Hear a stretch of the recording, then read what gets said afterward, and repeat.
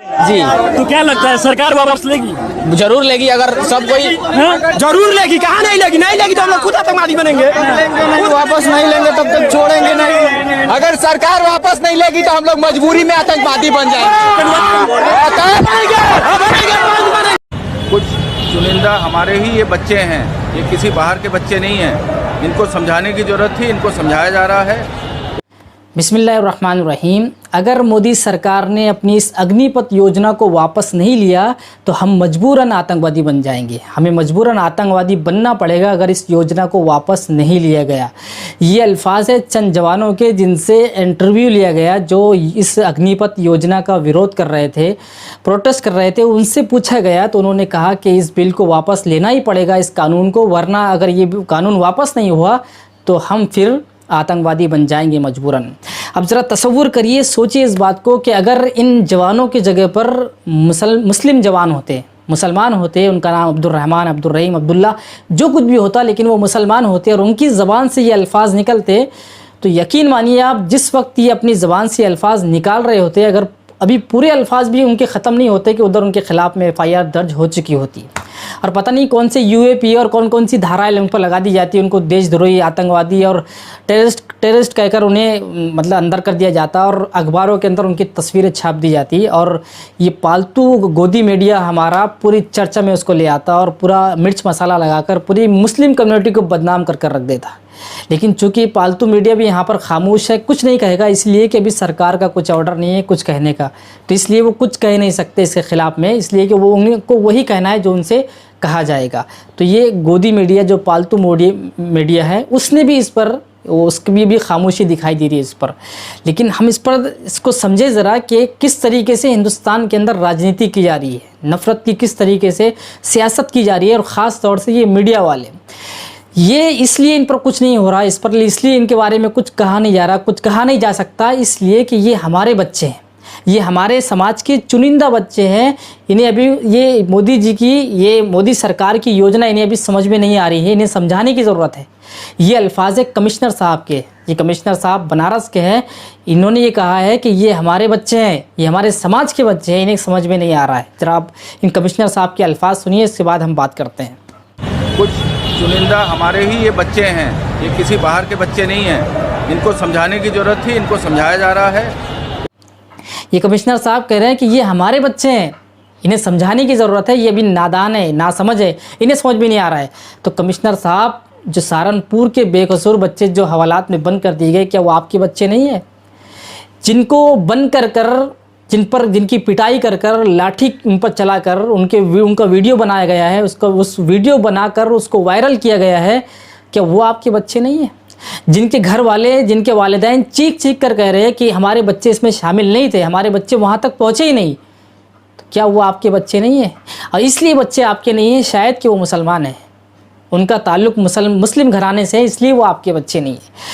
इससे और आगे चलकर जो लोग CA और NRC के वक्त में जो एहतजाज कर रहे थे, जो विरोध कर रहे थे इस कानून का, इस बिल का, इस मुल्क में रहने वाले नागरिक, इस मुल्क की जनता जो विरोध कर रही थी, आपने उस वक्त भी नहीं कहा कि हमारे जो जवान सड़कों पर है, उन्हें अभी समझाने की ज़रूरत है, और उनके जो अंदर किया जा रहा है, उनको जो पीटा जा रहा है, जो उन पर पानी बरसाया जा रहा है और तरह तरह के इल्ज़ामात लगाए जा रहे हैं उन पर, उस वक्त आपने नहीं कहा कि ये हमारे बच्चे हैं, ये हमारे समाज के बच्चे हैं, ये हमारे मुल्क के बच्चे हैं, इन्हें समझाने की ज़रूरत है।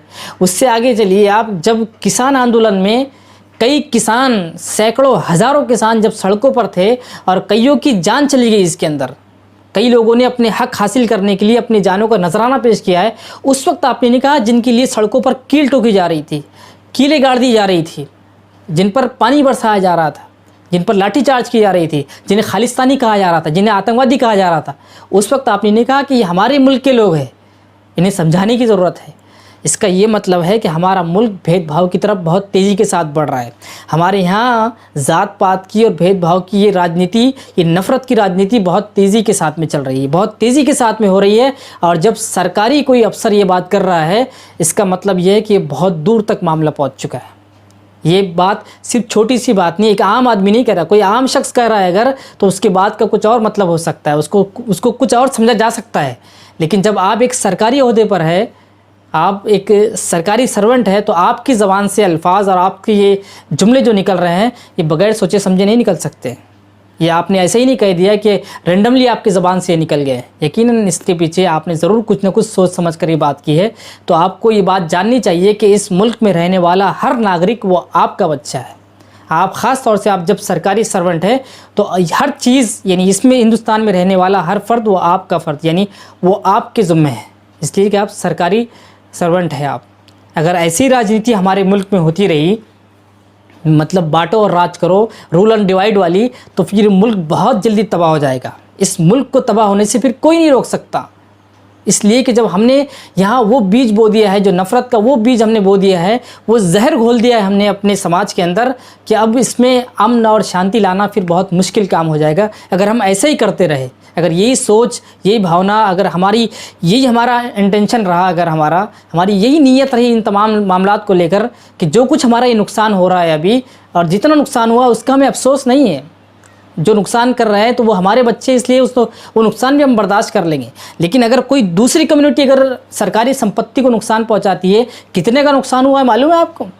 कई ट्रेनें जला दी गई इस मुल्क के अंदर, कई बसों में आग लगा दी गई, स्कूल बसों तक को जला दिया गया है, ऑफिसेस को जलाया गया है, दफ्तरों को जला दिया गया है जो सरकारी पैसों से बने हुए थे। और कितनी सरकारी संपत्ति को कितना नुकसान पहुँचाया गया है। क्या वो मुल्क के हर फर्द का नुकसान नहीं है? क्या वो ये जो लोग नुकसान पहुंचा रहे हैं ये सब जायज़ है? ये सब सही हो गया? और दूसरे लोगों के हाथ से अगर कोई थोड़ा भी नुकसान हो जाता है तो उन पर फ़ौरन देशद्रोही, आतंकवादी और पता नहीं किन किन अलकाबों से और किन किन नामों से उनको याद किया जाता है। तो ये सब भेदभाव की राजनीति है कमिश्नर साहब, इससे दूर रहना बहुत ज़रूरी है, वरना ये हिंदुस्तान कभी तरक्की नहीं कर सकता। और हिंदुस्तान में अगर अमन, शांति और हमको सुकून लाना है अगर, तो इंसाफ के साथ काम लेना पड़ेगा, जुल्म के ख़िलाफ़ हमें खड़ा होना पड़ेगा। चाहे वो जुल्म किसी भी कम्युनिटी का कर रहा हो, हमारी समाज का कर रहा हो, कोई और समाज का कर रहा हो, हमारे धर्म का कर रहा हो, कोई और धर्म का कर रहा हो, उसके बगैर कोई कानून नहीं चल सकता, कोई मुल्क नहीं चल सकता। अगर हम अगर जुल्म के ख़िलाफ़ नहीं खड़े हुए, अगर सरकार में रहने वाले, सत्ता में रहने वाले लोग ही अगर जुल्म के सपोर्टर बन जाए, जालिम के साथ में खड़े हो जाए, तो फिर इस मुल्क को तबाह होने से कोई नहीं बचा सकता। ये मुल्क तबाह होकर रहेगा। फिर इस मुल्क की बर्बादी फिर मुकद्दर है, ये मुल्क बर्बाद हो जाएगा अगर हम ऐसा ही करते रहे अगर। इसलिए हमें इंसाफ का साथ देना है, चाहे वो जालिम कोई भी हो, हमें उसके साथ कभी खड़ा नहीं होना है। और इंसाफ करने वाला कोई भी हो, हमारे धर्म का हो या किसी और धर्म का हो, हमें उसके साथ खड़ा होना है। और जुल्म करने वाला चाहे किसी धर्म का हो, हम उसके साथ हरगिज़ खड़े नहीं होंगे। कमिश्नर साहब, हमें इस सोच को लेकर चलना है, इस फिक्र को लेकर चलना है, तब जाकर हम मुल्क के अंदर कुछ कर पाएंगे और अमन और शांति और सुकून हमारे मुल्क में आ सकती है। वस्सलाम।